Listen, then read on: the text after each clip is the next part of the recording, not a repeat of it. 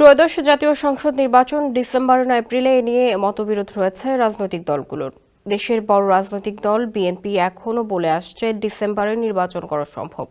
জামাত সহ অন্য রাজনৈতিক দলগুলো অন্তর্বর্তী সরকারের ঘোষিত সময় নির্বাচনে অনেকটাই সম্মতি দিয়েছে। রাজনীতিবিদদের দাবি এপ্রিল মাসে আবহাওয়া থাকে বিরূপ।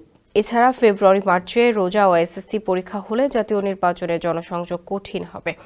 নির্বাচন বিশ্লেষকরা বলছেন এসব বিবেচনায় জাতীয় নির্বাচন ২-৩ মাস আগে পরে হতেই পারে। তবে সুষ্ঠু নির্বাচনের স্বার্থে কিছুটা ছাড় দিতে হবে রাজনৈতিক দল বা সরকারকে। বিস্তারিত মোহাম্মদ শাহাবুদ্দিন মাহতাবের প্রতিবেদনে। বছরের মার্চ থেকে বজ্রপাতের মৌসুম শুরু হলেও এপ্রিলে হয় শক্তিশালী। আবহাওয়া অধিদপ্তরের তথ্য অনুযায়ী এপ্রিলে গড়ে ৬.৫ লাখ বজ্রপাত হয়। RICL TMX, যুগের পর যুগ স্থাপনা থাকে মজবুত। এপ্রিলের আরও এক সংকট তাপপ্রবাহ। ২০২৪ সালের এপ্রিল মে মাসে টানা ৩৫ দিন তাপপ্রবাহের মধ্য দিয়ে গেছে দেশ। আবহাওয়াবিদরা বলছেন এ সময় চরম ভাবাপন্ন তাপমাত্রা থাকে বাংলাদেশে।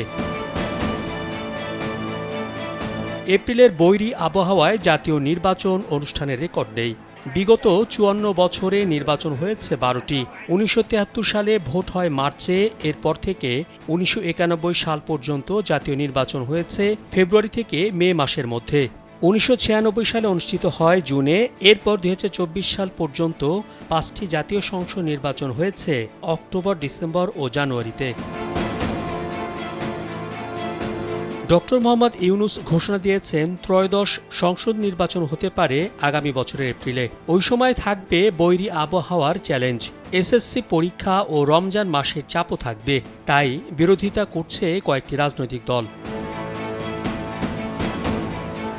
নির্বাচন বিশ্লেষক জেসমিন টুলি বলেন, রাজনৈতিক দলগুলোর একমত হতে হবে। দেশের জন্য রাজনৈতিক দলগুলোর ছাড় দিয়ে আসতে হবে।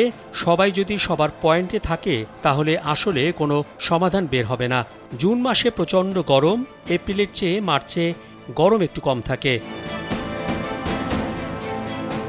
তিনি আরও জানান, জানুয়ারি থেকে এপ্রিলের মধ্যে নির্বাচন হলে বেশ কিছু নতুন ভোটার ভোট দেওয়ার সুযোগ পাবে, যার সংখ্যা প্রায় ৪০ লাখ। মোহাম্মদ শাহাবুদ্দিন মাহতাব, কালবেলা।